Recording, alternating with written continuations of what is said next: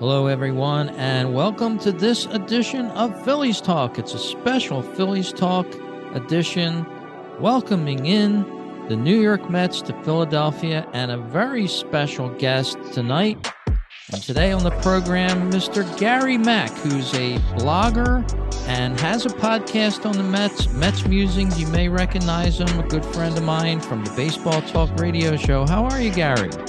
I'm good, Rich, and great to see you as always. And big series coming up, and I don't even know what to tell you. Yeah, it's a huge series coming up, NL East matchup. I'm starting to treasure these matchups between especially teams like the Mets, the Braves, who the Phillies are just wrapped up with. And that's baseball to me. You know, teams in your own division, especially a storied matchup like the Mets and the Phillies. We have such a great history. And preparing for this podcast, I did some research. So I'm going to be sprinkling in some of those research aspects tonight, and as well as tuning into our listeners here on Phillies Talk. And you're going to simulcast this on the Mets Musings, apparently. So we'll be sharing back and forth a little bit about both teams in the modern era. But you know what? I had a chance to go to a Mets database, and it's called Ultimate Mets Database. I'm sure you're probably familiar with it. Yes. Excellent site. Because I wanted to go back to the very beginnings of Mets versus Phillies. Of course, the Phillies go back to the 1883 season, but the Mets started fairly recently, 1962.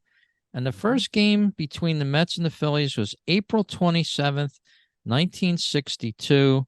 And the Phillies ended up winning that one 11-9. So little trivia question for you guys out there. If you're a Mets fan listening, or you're, of course, a Phillies fan listening to Phillies Talk Podcast, that was the first score between the Mets and the Phillies way back in April 27th, 1962. And Gary, I think you remember that season. I remember that season. I don't remember that specific game, but I do remember the 62 season. And it was not a great season, but it's really where the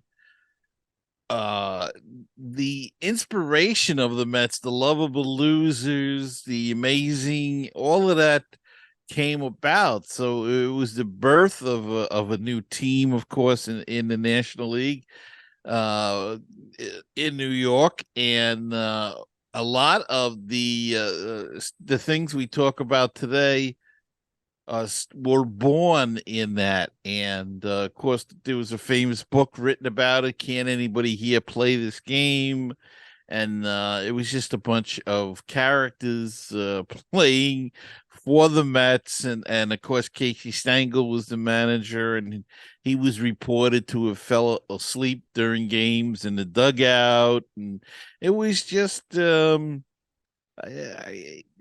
found new ways to lose baseball games every day. And but you know, the funny thing about it was they were lovable losers. We fell in love with them, even though they were so bad. They hold the record for losses in the season with 120, and they were awful. But you know, when they won, it was such a joy when they won a game, that it was really quite interesting. And as time went on, a few years, you know, then people got a little tired of the losing and wanted to win. And of course, it culminated in 1969 with that win in the World Series. But I have to tell you that the game I remember the most, that I remember watching, was against the Phillies on Father's Day in 1964 at Shea Stadium.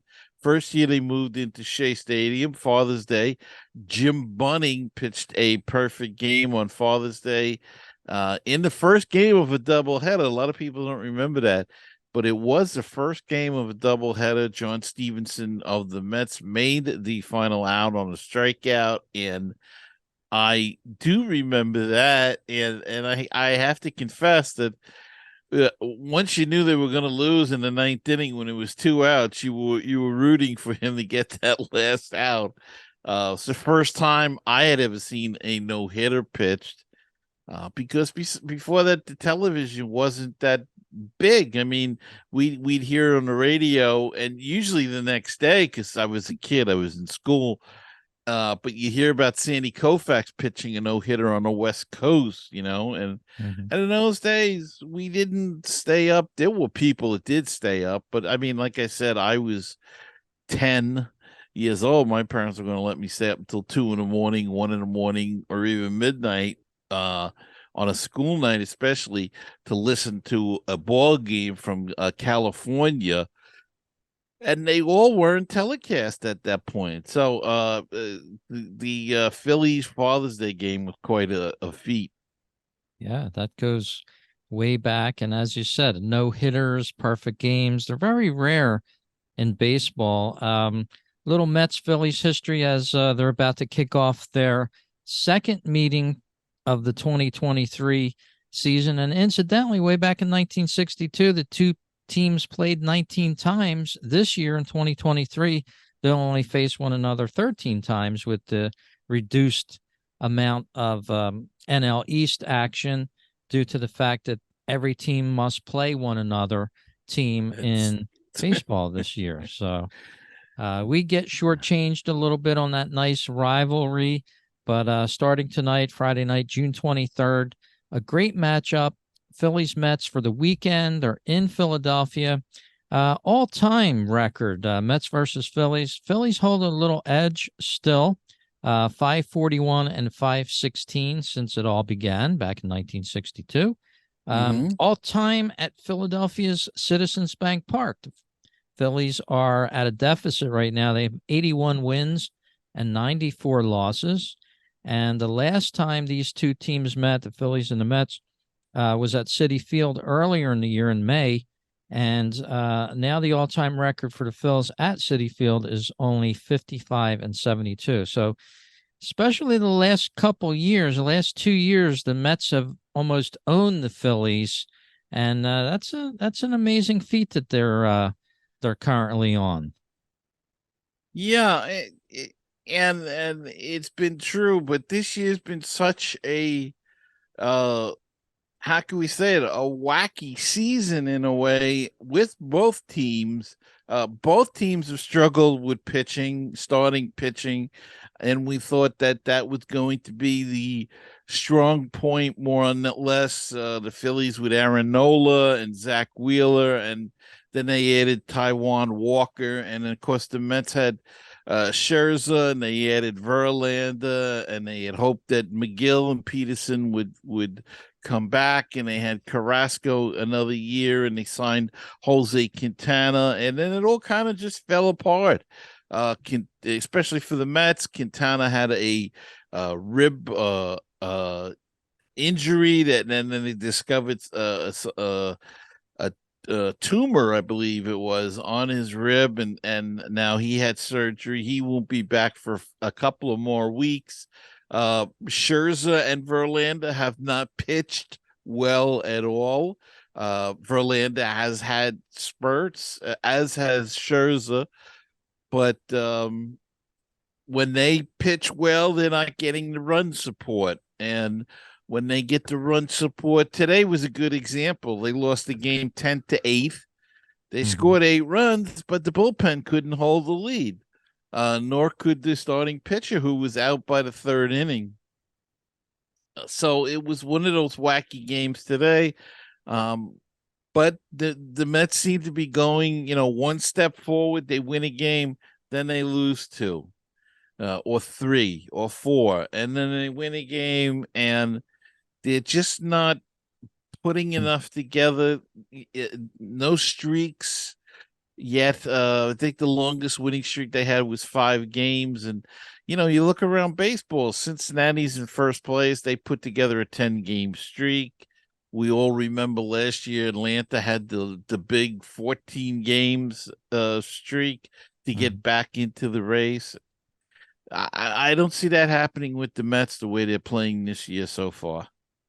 Yeah, then you mentioned the Braves. They just beat the Phillies. The Braves and the Mets, game one of their series, they both came in with a 6-game winning streak.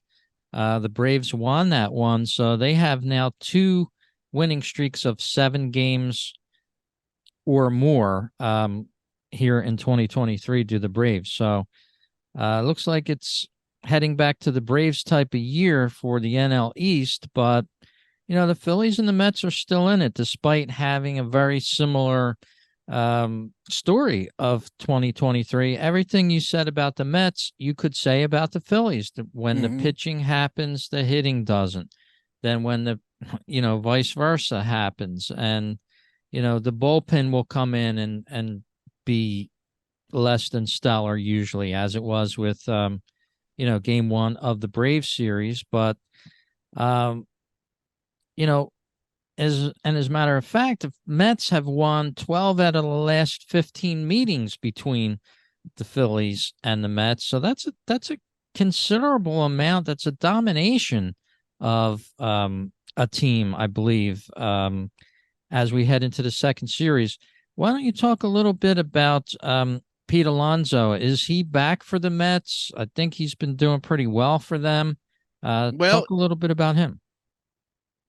Pete Alonso's had a pretty good year, but the month of June he's been awful so far.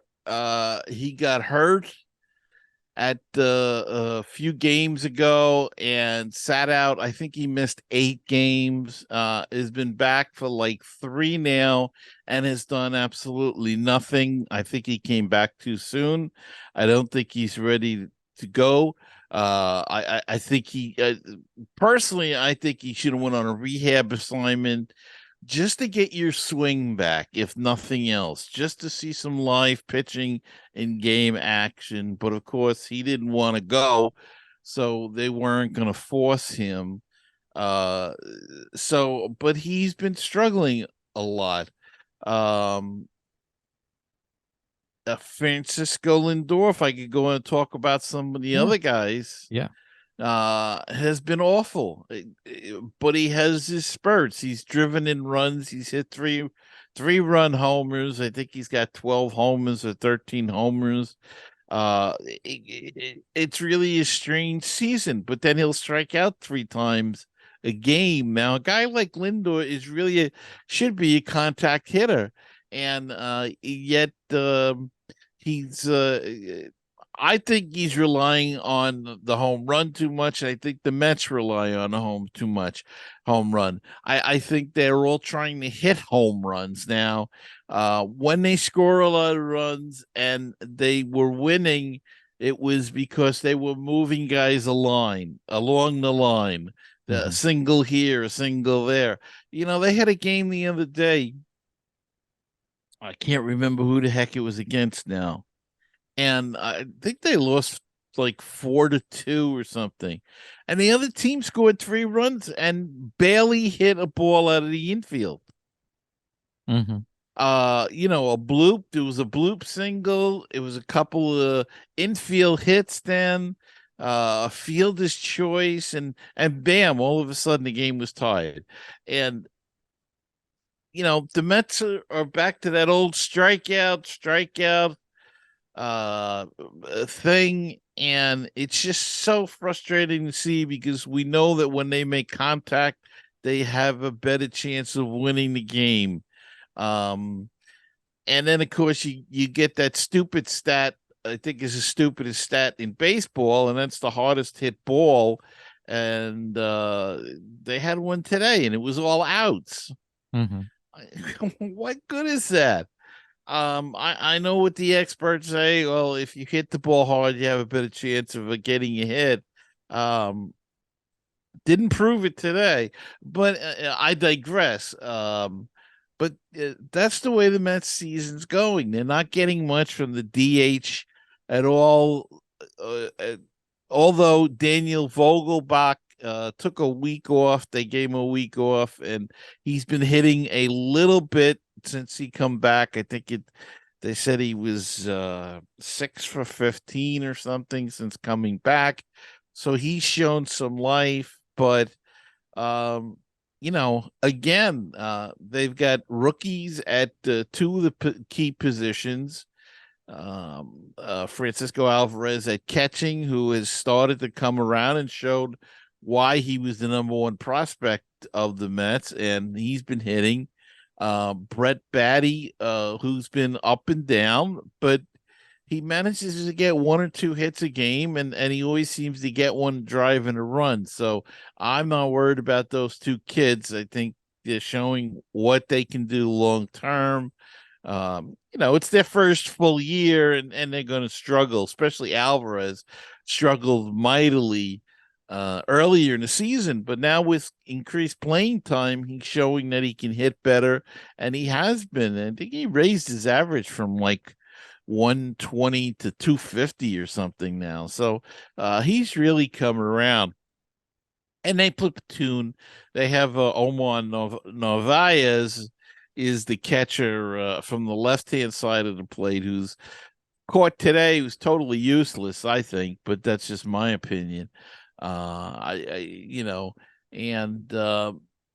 the outfield, Brandon Nimmo is struggling a little bit at the plate. Marte is starting to hit, and Tommy Pham has been playing a lot of left field, and he's come through big in the clutches. But then they bring in the bullpen, and the bullpen blows the game. So you know how it is with bullpens. Bullpens are a tough thing to figure out, and one night they look like Cy Young winners. They're out there, and the next day they look like Triple A or Double A, the Bad News Bears or something. So yeah. Well, what the Mets came into this season with was a formidable starting rotation. When I started to every day, it seemed like they were adding a new ace to the staff. Max Scherzer, of course, have been on the Mets for a couple years now.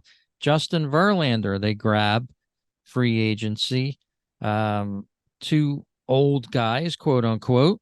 But they didn't stop there. Adding Kodai Senga, Carlos Carrasco, he used to be a Philly before he went off to the Indians for many years, and a decent Tyler McGill. Talk a little bit about that starting rotation, and if we haven't seen the best of them yet, do you think that this starting rotation is going to improve? It's hard to say because of their age. Scherzer has shown that he's shown some glimpse of what he could be, but then he seems to tire after the fifth inning. And though he did pitch 7 or 8 innings the other night in a win, and gives up way too many home runs this year. That's another thing. That's where their problem is, and a lot of their problems are occurring in the first inning. So Scherzer, I don't know about. You don't know whether he's going to come back. Verlander has not pitched as he did last year. Now, he did miss part of spring training in the beginning of the season. He was out with an injury, and I think he's having a hard time finding his rhythm. And I also think the pitch clock is throwing all of these pitches off. As far as the Mets going, the starting rotation, I just think they cannot adjust. They're not adjusting well to it. You mentioned Tyler McGill. He had a great game his last start. Today he got knocked out in the third inning. He had 4 walks in the second inning or something, gave up 4 runs, and got a no decision today. But he has struggled all year. He made some mechanical adjustments in his previous start. He had a terrific start. Didn't seem to carry over to today. As you said, they have Carlos Carrasco. He's up and down, and again, the home run ball has been terrible. He'll pitch a terrific game, and the next game he'll give up 8 runs in the first 2 innings. So there's no consistency. Jose Quintana, I mentioned, had surgery. He is on a rehab assignment now. He could help boost this rotation if he could settle it down a little bit. Kodai Senga's been very good. But it's his first year, so he's getting adjusted. So he's been sort of iffy. He's had some really terrific games when they needed it. He stopped a couple of losing streaks. But then he got hammered a couple of outings. So I think he'll be okay. He's just adjusting. I hate to say it in the first couple of weeks or mid-June, but I think you're going to see better of him next year when he's more settled into the American way. He'll be more used to the American baseball, that all of the things, the pitch clock again. I think I'm not trying to make excuses for the pitching staff, but I think the pitch clock has really made a big difference. Adam Ottavino in the bullpen, who people wanted, a lot of people want, he's been awful, just awful. If he comes in, he's going to give up a home run. And Right. I think one of the reasons, again, is the pitch clock, because he's a very deliberate guy, and his pitch clock is making him pitch faster. Yeah. And the Phillies have somebody the same way. Matt Stram, if you want to pronounce it that way. Every time he comes in, he's almost guaranteed to give up a homer. But, they're still adjusting to this pitch clock, and it's been a hard adjustment for a lot of players, not just it's been the difficult. pitchers. Yeah. And what is the problem with Aaron Nola and Zach Wheeler that they're struggling so much this year? They both got their 6th win of the season. In fact, everybody's tied at 6 wins, I believe, for the lead on the Phillies. But they've been a victim of the long ball themselves. Aaron Nola especially. He'll pitch a couple good innings, then he gives up a 3-run bomb in the 3rd time around the rotation. So then, or he's tied. The Phillies can't seem to score very much when he's on the mound. So that's been the issue for him. Zach Wheeler's been a little more someone that you could count on, so to speak. And recently they've both picked it up. So hopefully we'll see more of that. Wheeler had his last game that he pitched in Oakland with a narrow victory, mind you, 3-2 over the hapless Oakland A's, but a win's a win. And we're going to see some great matchups with this weekend series with the Mets. Kodai Senga going in the first game against Christopher Sanchez, which, he's been pressed into service by the Phillies as a starter, typically a relief pitcher, but they've had to make him a starter, which he's been pretty decent at so far, but he's really not a starter. He's had 2 games started this year, 8.1 innings pitched so far, 10 strikeouts. So they're getting something out of him. Matt Stram they used last year as a starter, along with another bullpen reliever, Bailey Falter, who really had a good run for the Phillies as a starter towards the latter end of the 22 season. But now he's not part of the picture of the starting rotation. But Saturday's matchup's going to be equally as nice between the Mets and the Phillies. And then Sunday is probably going to be your marquee matchup, Max Scherzer going against Ranger Suarez. So I'm looking forward towards this series, Gary, and I'm hoping for an improvement from the Phillies, of course. And I'm just the opposite. I'm hoping for the Mets to get right the ship here and get going, because otherwise it's going to be a long season. But it is really a shame. You mentioned earlier that they're only playing 13 times, down from the 19 that they did in the previous years. And I just don't like that. I think you should play in your division. I don't care how dull or boring people say, oh, you see the same teams, but I don't care to play, you know, the Yankees and the Red Sox and the Texas Rangers. I don't really care. I like it the way it used to be years ago, where you saw those teams in spring training, the All-Star game, and not even a whole and the World Series if you got there. And you stay in your own league, and it was a much better brand of baseball. And I wish they'd get off this power home run hitting contest that they have to have 162 games. I have to add that I did criticize Alonso earlier. He did hit a 2-run homer today, but again in a loss. So, you know, but if you go on the Mets site, that's the big, Alonso hits two. Doesn't matter. He hit a 2-run homer. They lost the game. And to me, wins and losses are the bottom lines. But anyway, I'm digressing here. But let me ask you a question if we still have some time left. Yes. And that is, what do you foresee for the Phillies in the trade deadline? Will they be buyers or will they be sellers?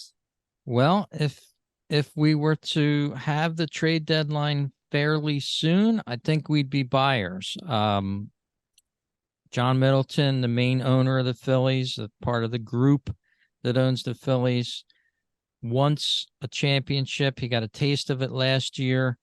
I think he would be in to be a buyer. Phillies, in my opinion, need a little stability in the starting rotation. A lot of talk was, would they go for somebody as a starter? I think that's what they need at this point, definitely. But we'll see what happens down the road. But I would have to say that the Phillies are now they're about 9 games out of first. They're 3 games over 500 as of the time that we're taping this podcast for the Mets Phillies series. So I would have to say they'd be buyers at this point. Not sure about the Mets. They're 13 and a half games back. As you mentioned, they lost their last game, but they'll have a day off before they start the Phillies series for Friday, Saturday, and Sunday. How about the Mets? Would they be buyers at this point, do you think? I think they would be buyers unless the bottom falls out, but I still think I'm I really believe that you can be both. I believe that you can try to better your team by getting rid of some people and trying to bring in talent as well. But I think they will try to be in buyers, but there is so much that they need right now. They need to get more offense in the lineup. They need to get some relief pitching. They have burnt out essentially the bullpen already, and that's part of the reason the bullpen has struggled as well. Starters were going 3-4 innings. You can't do that and keep bringing in bullpen guys. And it's been a revolving door between Syracuse, which is the AAA, and New York with the guys coming in and out, and then they send them down, and then they DFA them, and so. I wouldn't want to be a bookkeeper for the team, but I think they need another starting pitcher, perhaps, and I think they will try to move somebody. I would like to see try to move some of the contracts, maybe move a Scherzer, maybe move a Carrasco who's in the last year of a contract. Maybe even a Lindor, if they could, they'd have to pick up half the salary on that. Yeah. But I would, if it was up to me, there would be hardly anybody that would be untouchable. There's like 3 or 4 guys I could think of, and go from there. But that's me. Yeah, going to be a great matchup. I mentioned Friday starters, Cody Senga and Christopher Sanchez. It's going to be an Apple TV Plus game, so it's going to be hard for both teams fans to tune in on the television unless you're pretty savvy on that stuff. Saturday's matchup going to be equally as good. A 4:05 p.m. start. It's going to be Fox Sports 1. Carlos Carrasco against Zach Wheeler. Sounds like a nice matchup on paper.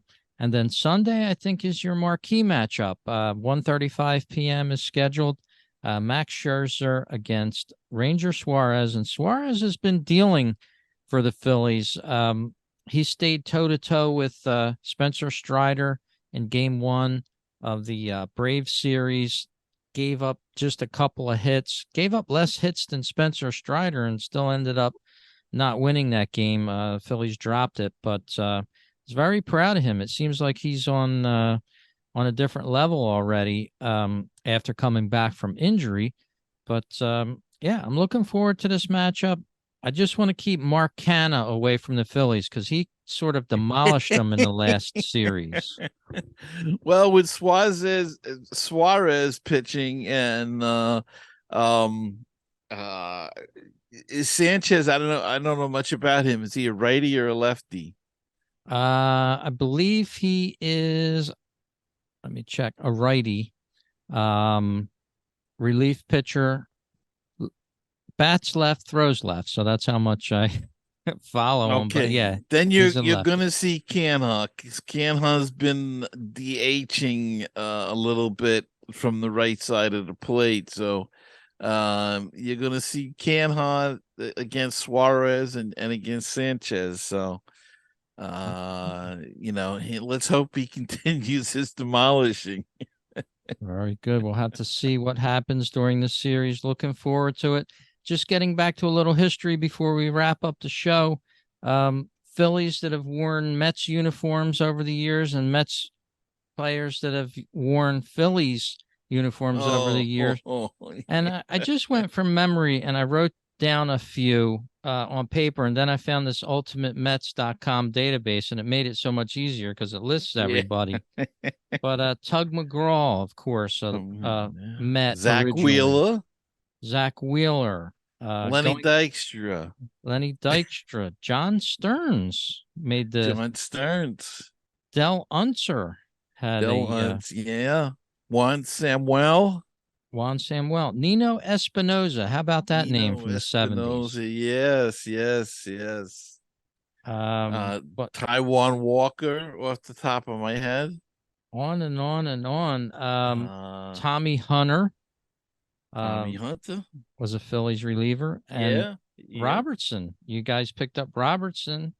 Dave Robertson, yeah. Played for the Phillies last year. Yeah. And on and on. There's Richie Ashburn. Yeah, Richie Ashburn. Believe it or not, Ty Wigington. Didn't know he actually played for the Phillies a short time, but I think it was short time. But yeah, a lot of shared. Noah Syndergaard, of course. Yeah. For the Mets, he was on the Mets for a number of years, and you know, I thought the Phillies was going to sign him for 2023, but he ended up out west with the Dodgers, and now I think he's injured, but thought he was pretty good for them.